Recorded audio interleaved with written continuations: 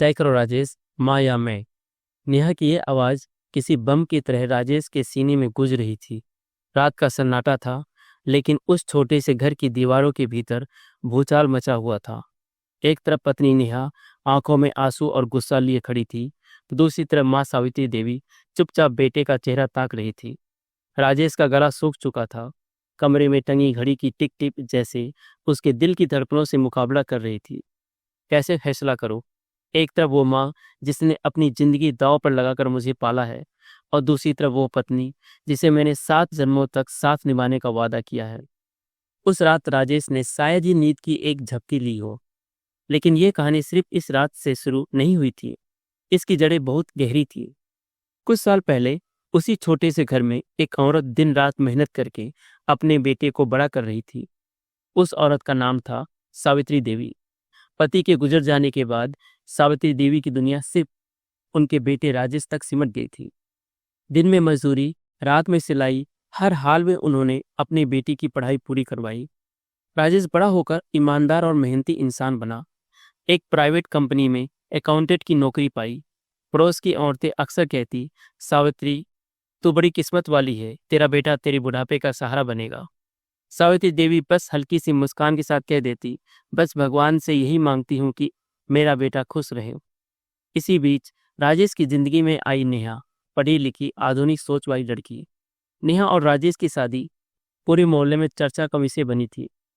राजेश की सादगी और ईमानदारी से सब खुश थे, और नेहा का सौंदर्य व आधुनिक सोच देखकर सबको लगा कि यह जोड़ी बिल्कुल परफेक्ट है।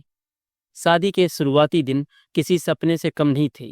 घर का आंगन पहली बार इतने रंग बिरंगे फूलों और मेहमानों की चहल पहल से भरा था। सावित्री देवी अपने बेटे को दुल्हा बनते देख फूली नहीं समा रही थी। उन्होंने सोचा, आज मेरी सारी मेहनत सफल हो गई, अब राजेश अकेला नहीं रहेगा। नेहा भी शुरू शुरू में सास के प्रति आदर दिखाती थी। सुबह उठकर उनके पैर छूती, साथ बैठकर बातें करती। घर में पहली बार लंबे समय बाद हंसी खुशी की बूझ सुनाई देने लगी थी। राजेश को लगता था कि अब उसकी माँ की सारी उदासी मिट जाएगी। राजेश नौकरी से घर लौटता तो देखता कि माँ और पत्नी दोनों हंसी मजाक कर रही हैं। वह मन ही मन भगवान का शुक्रिया अदा करता, धन्य है भगवान, तूने मेरी जिंदगी को इतना खुशनुमा बना दिया। लेकिन वक्त हमेशा एक जैसा नहीं रहता। धीरे धीरे हालात बदलने लगे।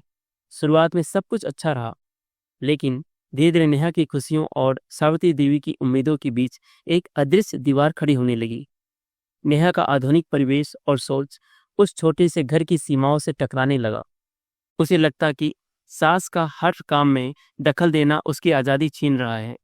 शुरुआत में ये छोटी छोटी बातें थी, कभी खाना बनाने के तरीके पर मतभेद, कभी कपड़े सुखाने की जगह पर तकरार, तो कभी रिश्तेदारों के आने जाने पर खटपट। राजेश इन छोटी बातों को नज़रअंदाज कर देता था, लेकिन उसे अंदाजा नहीं था कि यह छोटी चिंगारियां आगे चलकर एक दिन उसकी जिंदगी को झुलसा देगी। वक्त बीतने के साथ वह हंसी खुशी का माहौल धीरे धीरे बदलने लगा। नेहा जो पहले सावित्री देवी के पैर छूकर आशीर्वाद लेती थी, अब कई बार चुपचाप निकल जाती। उसका मानना था कि हर बार झुककर नमस्ते करना जरूरी नहीं है, प्यार दिल से होना चाहिए। लेकिन सावित्री देवी के लिए यह बदलाव चुभने जैसा था। छोटी छोटी बातों पर तकरार शुरू हो गई। एक दिन सावित्री देवी ने कहा, नेहा सब्जी में जरा नमक कम डालना चाहिए था। नेहा ने तुरंत पलट कर कहा, माँ जी अब हर बात आप ही बताएंगी, मेरी अपनी भी पसंद नापसंद है। राजेश ने बीच बचाव करने की कोशिश की, लेकिन उसके चेहरे पर चिंता की लकीरें साफ दिखने लगी। धीरे धीरे नेहा को लगता कि राजेश अपनी माँ की बात ज्यादा सुनता है। उसे यह भी खटकने लगा कि घर की हर जिम्मेदारी में सास का दखल क्यों है। वह चाहती थी कि राजेश और वह अपनी अलग दुनिया बनाए, जहां से उनका राज चले। एक शाम जब राजेश ऑफिस से लौटा तो नेहा ने ठंडे स्वर में कहा, राजेश हमें अलग रहना चाहिए। राजेश चौंक पड़ा, अलग क्यों नेहा? माँ ने तुम्हारा क्या बिगाड़ा है? नेहा का जवाब तीखा था, बिगाड़ा नहीं है, लेकिन हर बात में दखल देना मुझे अच्छा नहीं लगता। मैं तुम्हारे साथ अकेले रहना चाहती हूँ, जैसे बाकी कपल्स रहते हैं। राजेश उस दिन देर रात तक सोचता रहा। एक तरफ उसकी माँ का चेहरा था, जिसने अपनी जिंदगी बेटे पर न्यौछावर कर दी थी। दूसरी तरफ पत्नी का चेहरा था, जो उसकी खुशियों का वादा लेकर आई थी। ये छोटी छोटी झटपट अब बड़ी बनने लगी थी। राजेश समझ ही नहीं पा रहा था कि उसकी जिंदगी किस मोड़ पर पहुंच रही है। और यही मतभेद धीरे धीरे उस अल्टीमेटम की ओर बढ़ रहे थे जिसने एक रात उसके घर की नींव हिला दी। एक रात घर का माहौल पहले से भी भारी था।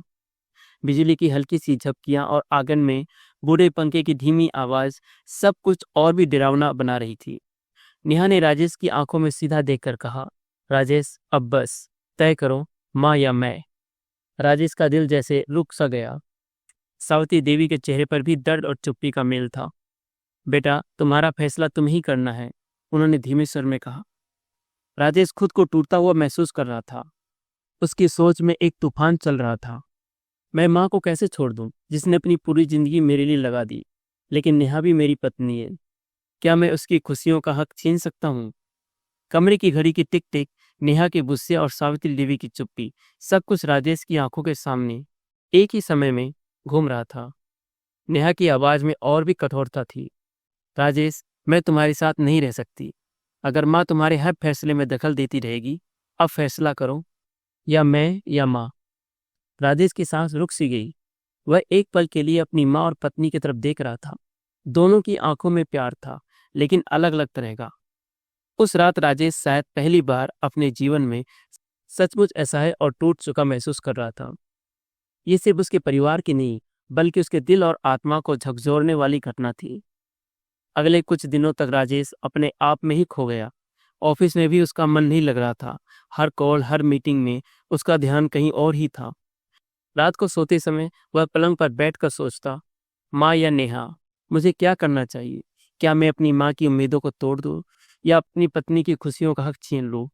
पड़ोस के लोग धीरे धीरे इस झगड़े के बारे में जान गए। रिश्तेदारों का घर आने जाने का सिलसिला बढ़ गया। कोई कहता, राजेश बेटा, पत्नी का साथ देना चाहिए, माँ तो समझ जाएगी। कोई कहता, बेटा, माँ की सेवा करना धर्म है, पत्नी थोड़े दिन में समझ जाएगी। राजेश के लिए ये सब सुनना और भी कठिन था। उसके कानों में हर सलाह जैसे दो विपरीत दिशाओं की आवाजें बज रही थी।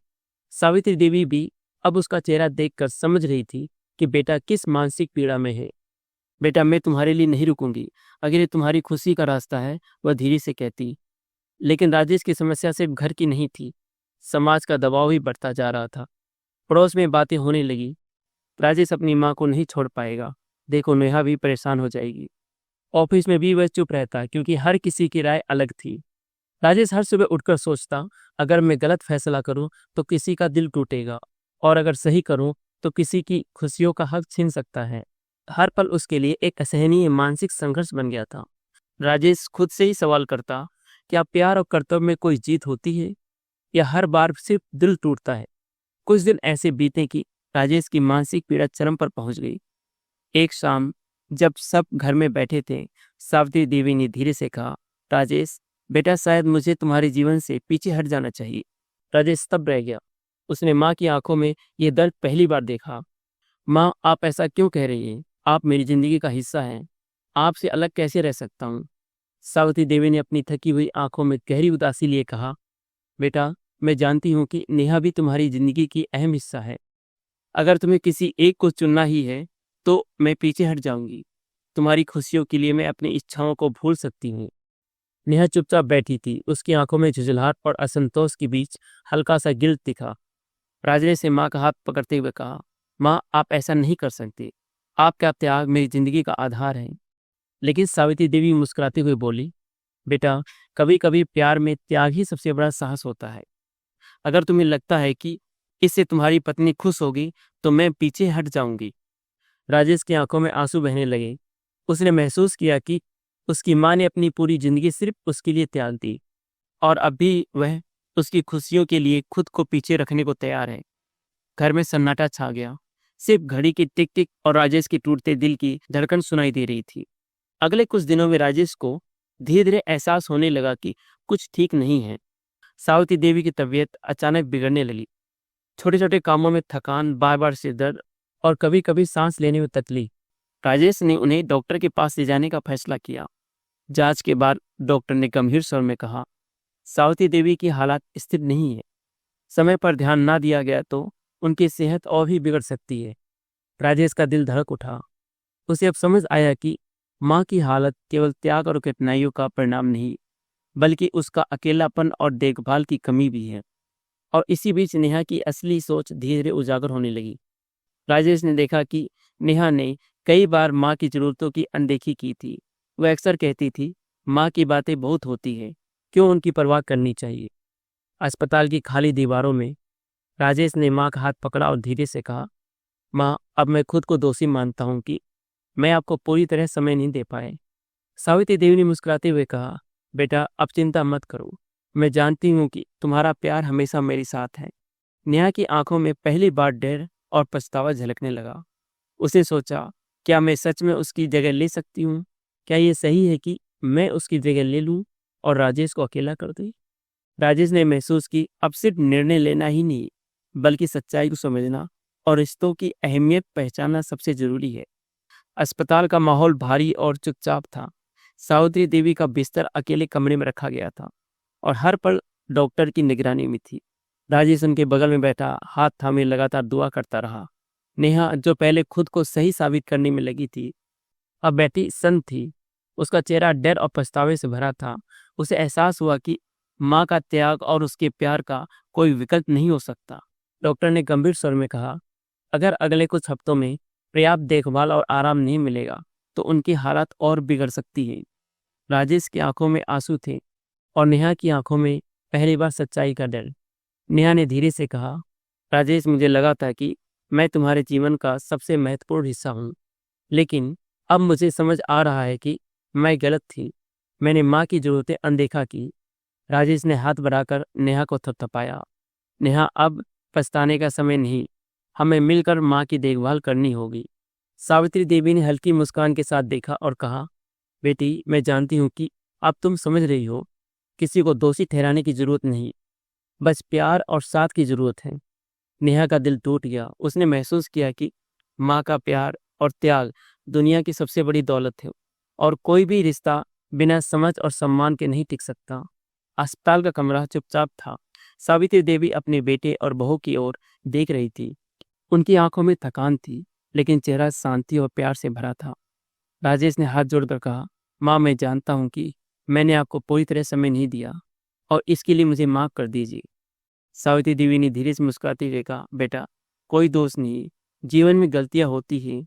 असली खुशी तब मिलती है जब हम प्यार और समझदारी से एक दूसरे का साथ दें। फिर उन्होंने नेहा की ओर देखा, बेटी, मैं जानती हूँ कि तुम अब समझ गई हो। मेरे बेटे की खुशियों में ही मेरी खुशी है। उसे अकेला मत छोड़ो, उसका ख्याल रखना। नेहा फूट फूट कर रो पड़ी।